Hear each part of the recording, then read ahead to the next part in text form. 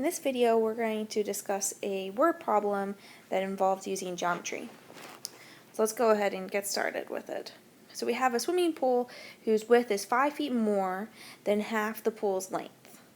The perimeter of the pool is 310 feet, and we're asked to find the area of the pool. So first thing I'm going to do is I'm going to go ahead and draw out this pool. So we have a pool here. Okay, those are waves in the pool. And so we have the width of the pool and we have the length of the pool. So let me go ahead and define those variables. W is going to be the width and L is going to be the length.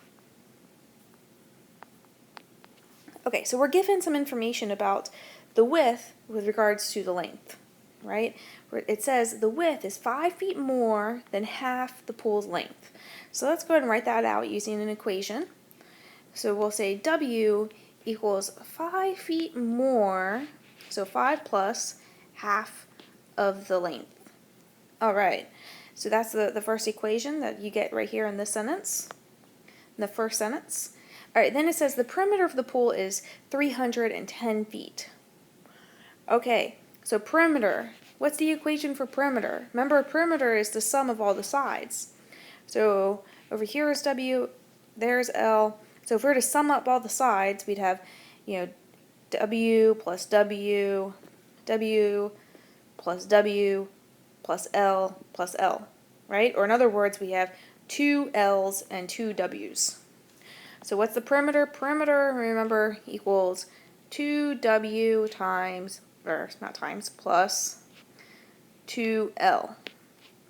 All right, so we know perimeter equals 310, so I can plug that in. 310 equals 2W plus 2L. All right, we're asked to find the area of the pool.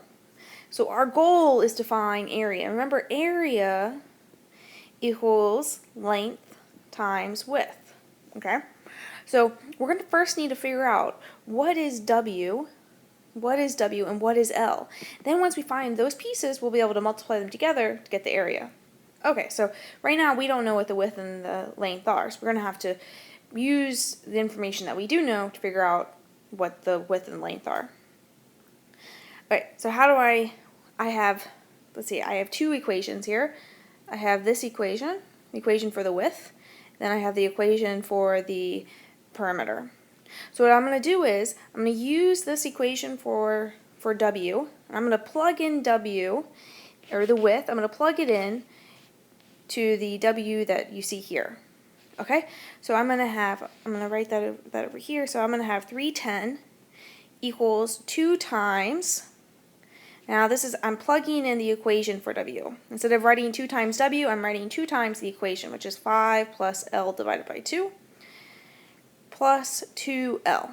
Okay, the reason why I needed to do that is because this equation has 2 variables in it. Okay, and I can't solve for L or for W. If I were to solve for L or for W, it would be in terms of the other variable. So I want an equation that only has 1 variable in it so that I'm able to solve for that variable and get a number. Okay, so now I'm looking at this equation. It only has L in it, so I'm ready to go ahead and solve for this. Solve for L using algebra. Alright, so first thing I'm going to do is distribute my 2 into the parentheses. So I'm left with 2 times 5 is 10. And then 2 times L divided by 2 is just L, because the 2's cancel. And then this plus 2L. So that equals 310. So then I have 310 equals, now I have 10 plus, and then 1L plus 2L is 3L's. I'm going to subtract 10 from both sides of the equation. I get 300 on this side and 3L on that side. Alright, so now if I were to move this over here, because I ran out of room, so divide both sides by 300 divided by 3, and then 3L divided by 3, okay, get L by itself, and I get the answer 100 equals L. Alright, 100 equals L. I wasn't asked to find the length of the pool. I was asked to find the area of the pool. So I have to use that information. I got to go back up here to the equation for W, and I should plug in this information. The L equals 100, and I should solve for W. So let's go ahead and do that. Okay, I'm going to do that over here, so it's getting a little sloppy. Sorry about it, but you can still see what's going on. So W equals 5 plus 100, right? I plugged in 100 for L, right? So I plugged it in. So here I'm using this equation, and I plugged in 100 for the L, and then that divided by 2. Okay, so now W equals, now what's 100 divided by 2? 50. So W equals 55. Alright, so now I have W and I have L. So now I can go over to my equation for area, and I can say, alright, so the area is going to equal the length times the width. So that's going to be 100 times 55. So the area equals 5,500.